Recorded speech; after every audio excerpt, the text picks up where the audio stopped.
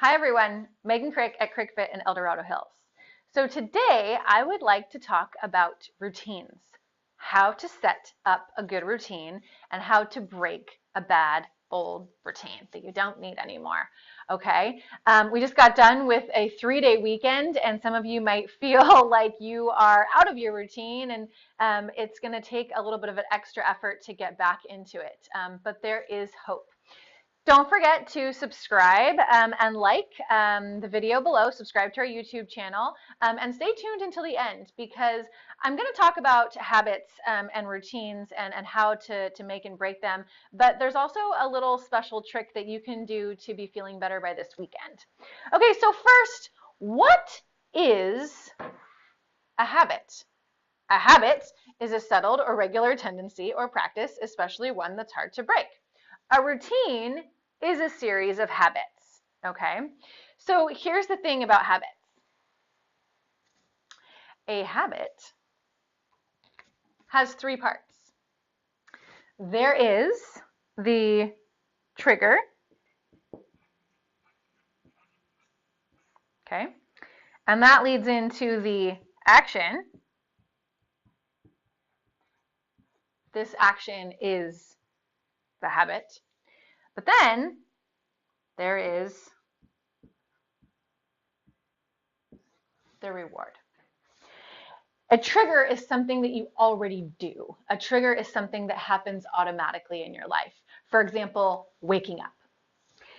The action then is the thing that you do right after that. So it might be jumping in the shower, it might be turning on the coffee pot. That action is the next thing that you do right after the trigger. Then there is the reward. It's the feeling of being clean after the shower. It's that first sip of coffee. It's what happens as a result of your action. Okay, so how do you make a habit or break a habit or change a habit? So a habit will automate itself. Your brain will rewire in 21 days. This is called synaptic pruning. And basically it's the idea that as you go along through the days, your brain will get rid of things that really don't longer serve it anymore.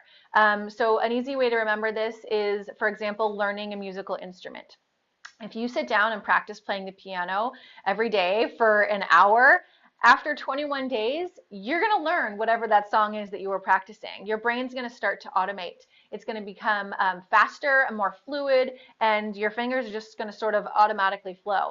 Just like when you wake up in the morning and you go shower or start your cup of coffee, it's an automatic thing. That's just what you do, okay? It takes 21 days for your brain to automate.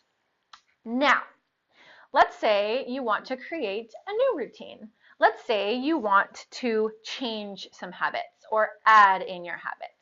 Let's say you want to start walking in the morning, or you want to start making smoothies in the morning. Let's use the smoothies.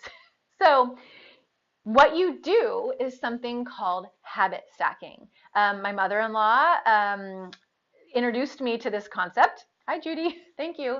So habit stacking is building on triggers and actions.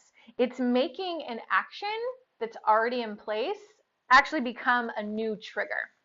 Okay, so let's say you wake up in the morning, you take a shower, and you turn on the coffee pot. Maybe those 3 things are linked for you, okay? While your coffee is percolating, you pull out the blender.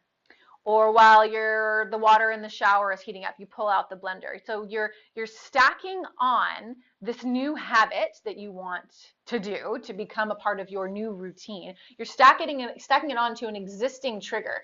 Or you might be actually making a previous action become a new trigger. So suddenly turning on the coffee pot is no longer the action, it's no longer the habit, it's the new trigger for setting out your blender, getting your smoothie stuff ready.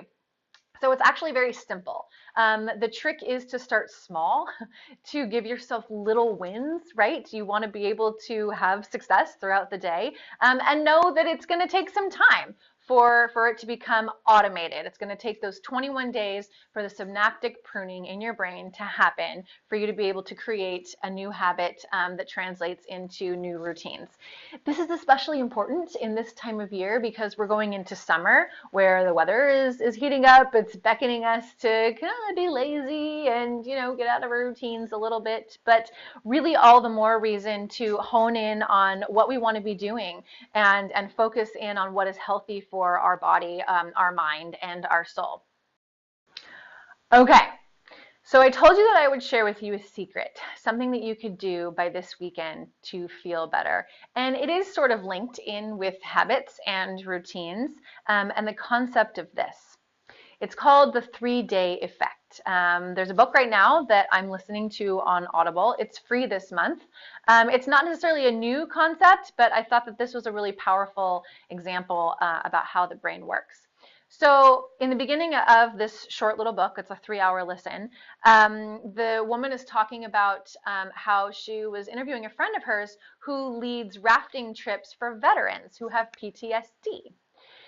By the end of a 3-day rafting trip, the symptoms of PTSD in the veterans dramatically are reduced, dramatically, okay? They're actually hooked up to EKG machines at various times throughout the 3-day excursion so that they can monitor the progress and the brain activity of the veterans. She's talking about in the book about how nature is really healing and how being out in nature for 3 days can have dramatic effects on your body, both physically and mentally and emotionally and spiritually and yada, yada, yada. Anyway, but I thought that was really interesting. And this 3-day weekend, we probably all didn't behave ourselves. I know for me that there was a lot of, fun pool time, and that translates into breaking some of my existing good habits, my existing good routines. The bad news is that it takes just a short amount of time to fall out of those good routines. The good news is that it only takes 3 days to get back into that. So if some of you are interested in jump-starting a good routine, some good habits, you can do a 3-day cleanse. You can do a 3-day meditation challenge for yourself. You can set your alarm a little bit earlier for 3 days in a row. So basically, pick a habit that you want to adapt and just concentrate on 3 days. Maybe you want to, drink more water for 3 days. Make it a measurable goal and then do something consistently for 3 days. The only caveat is I wouldn't recommend any sort of exact same exercise routine for 3 days in a row. So don't go running 3 days in a row. Don't go to a yoga class 3 days in a row or to a high intensity workout 3 days in a row. You're tearing down the same muscles. If you want to say, I want to exercise 3 days in a row, go for a run, go to a yoga class, and then do some strength training 3 days in a row. That's fantastic. What's going to happen is at the end of these 3 days, your brain is going to start the rewiring process. And so you're going to feel a considerable shift in your body. Okay, that is my tip for you guys today, routines, habits, and the 3-day effect. I hope that you can take away a little piece of this and add it into what you're doing day to day and make it a better day, make some better habits and routines. As always, please like and subscribe to our channel, and we look forward to bringing you more tips like these. Thanks so much.